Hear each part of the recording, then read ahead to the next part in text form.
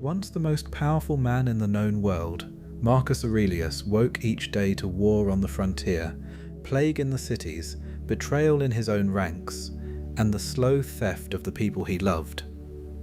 If anyone had earned the right to be bitter, it was him. And yet, in the private notebook we now call the Meditations, we don't find a man complaining about his fate. We find a man talking himself, again and again, back into a kind of stubborn, clear-eyed positivity. Not the cheerful positivity of someone whose life is going well, but something harder and more durable. The decision to keep his mind good while the world around him fell apart. And that raises an uncomfortable question. If the emperor with every reason to despair could choose otherwise, what exactly is our excuse? We tend to think of a positive attitude as something that happens to us, a mood that arrives when circumstances cooperate and vanishes the moment they don't. We're upbeat when the day goes our way, and we sink when it doesn't. So we spend our lives trying to arrange the outside world into the precise shape that will finally let us feel good. But this is a losing game, because the outside world is not ours to arrange. One of the oldest ideas in Stoicism, sharpened by Epictetus and lived out by Marcus Aurelius, is the schism between what is up to us and what is not. Our circumstances, other people, the economy, our health, the weather, the future itself, these are at best only partly in our hands. What is fully ours is the mind that meets them. When we hang our positivity on things we don't control, we hand our inner state to forces that were never going to care about our happiness. We become weather vanes spun by every gust. But if positivity is instead something we build from the one thing that is ours, then no circumstance can take it, because no circumstance was holding it up in the first place. This is what makes Marcus Aurelius so striking. His optimism wasn't naive, it was defended. He knew exactly how bad things could get, and he chose his attitude anyway. This video is an exploration and free interpretation of Marcus Aurelius's philosophy on how to stay positive no matter what life throws at us, and how to make that positivity something the world cannot reach. By the way, you'll find more Stoic wisdom in this book, Stoicism for Inner Peace, which contains my collected works on remaining calm and focused in these challenging times. You'll find a link in the description. In his Meditations, Marcus Aurelius returns to the problem of staying positive from several different angles. He doesn't offer one trick but a way of seeing, built from a handful of related habits of mind. For clarity and structure, this essay is subdivided into these habits, starting with 1. Your mind takes the color of your thoughts.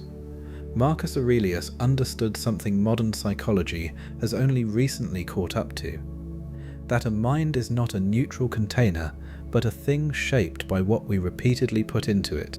Feed it grievance, and it becomes a grievance-shaped mind, one that notices every slight and files away every disappointment. Feed it something better, and it slowly becomes something better. He didn't believe positivity was a matter of forcing a smile over a storm. He believed it was a matter of what you let your attention dwell on, day after day, until the dwelling becomes who you are. We often think our thoughts simply reflect our lives. Marcus reversed this. To a large degree, our lives reflect our thoughts. I quote, "The soul becomes dyed with the color of its thoughts." End quote. It's a quiet, almost casual line, but its implication is enormous. If the soul is dyed by what runs through it, then every bitter, catastrophizing, resentful thought we entertain is not just a passing cloud, it's a drop of dye, and enough drops change the color of the whole. This is not about denying that bad things happen, it's about recognizing that we are always, whether we notice it or not, choosing which thoughts to soak in. So the first act of staying positive isn't a feeling at all, it's a decision about what to keep thinking. It's not the event that ruins your day, it's your judgment of it. We say things ruin our mood. The traffic ruined my morning. His comment ruined my afternoon. The bad news ruined my week.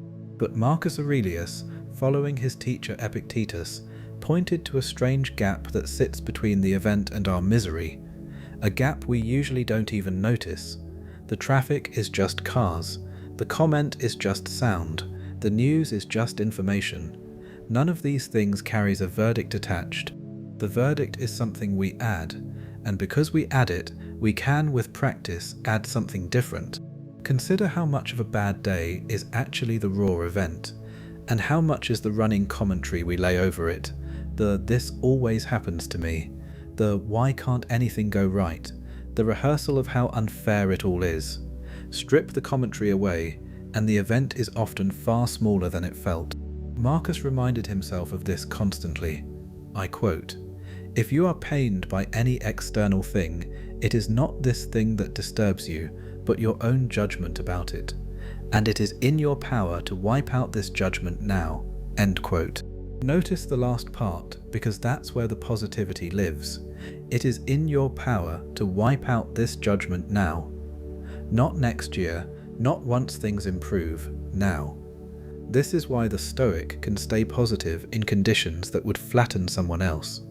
He isn't pretending the event is good, he's refusing to pile a second self-made layer of suffering on top of it. The event happened once. Most of us then make it happen again and again in the private theatre of the mind, and it's that repetition, not the original event, that does the real damage. The obstacle is the way. Here is where Stoic positivity becomes something more than endurance. It would be enough, perhaps, to simply not be crushed by adversity, to grit our teeth and get through. But Marcus Aurelius asked more of himself than that. He asked that the very things standing in his way become the material he used to move forward. This is the opposite of how we usually treat difficulty. We see an obstacle as an interruption to the good life, a detour we have to survive before real living can resume. Marcus saw the obstacle as the living itself, the actual occasion for practicing courage, patience, and skill. A fire, he noted, doesn't complain about the fuel thrown onto it. It takes whatever it's given and turns it into more flame and more light. I quote, "The impediment to action advances action. What stands in the way becomes the way." End quote. Sit with how radical that is.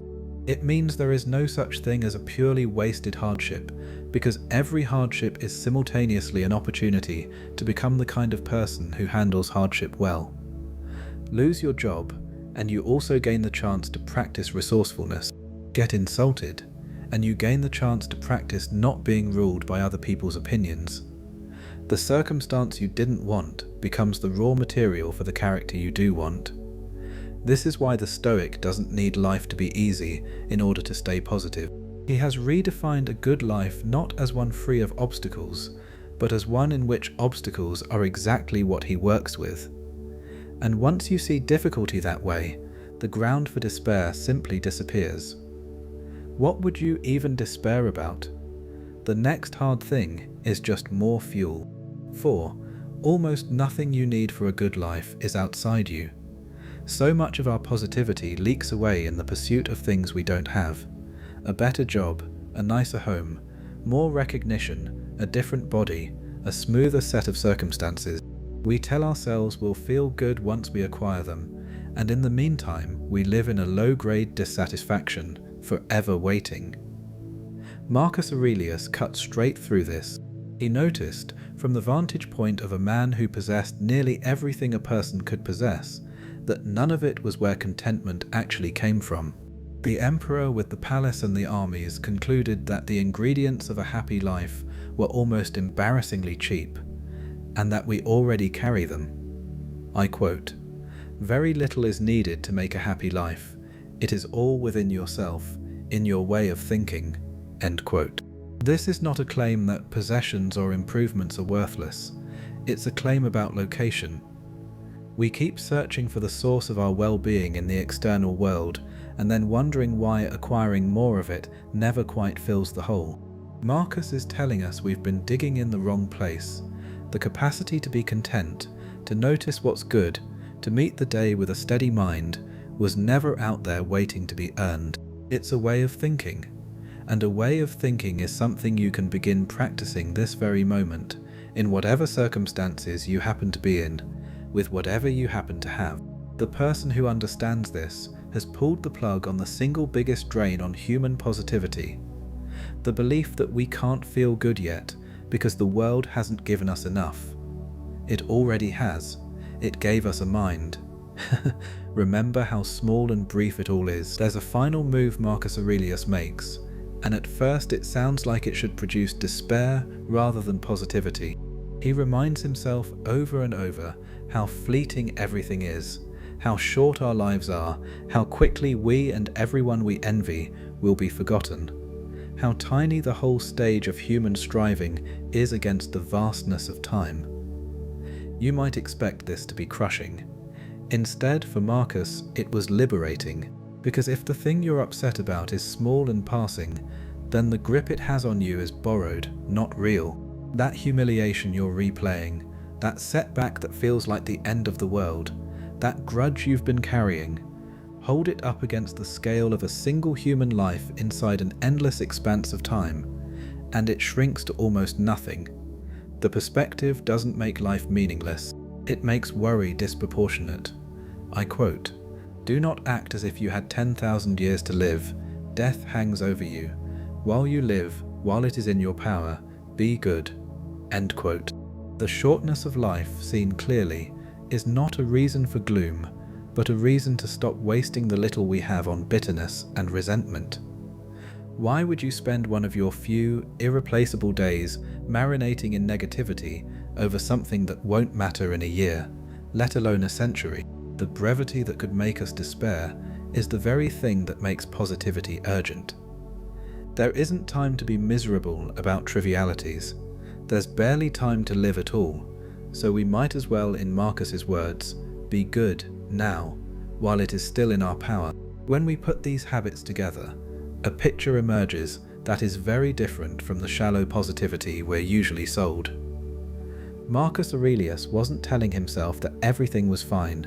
He knew better than most that much of life is not fine at all. What he practiced instead was a positivity rooted entirely in the one place adversity cannot reach, the mind that chooses its own thoughts, questions its own judgments, turns obstacles into fuel, stops waiting on the outside world, and holds everything against the humbling scale of time. That kind of positivity doesn't depend on your luck improving. It doesn't ask the world to cooperate. It is available in a hospital bed, in a failure, in a season of loss, precisely because it was never being propped up by good fortune in the first place. This is what it means to stay positive no matter what. Not to pretend the storm isn't real, but to remain, as Marcus Aurelius strove to remain, the one thing the storm was never able to touch. Thank you for watching.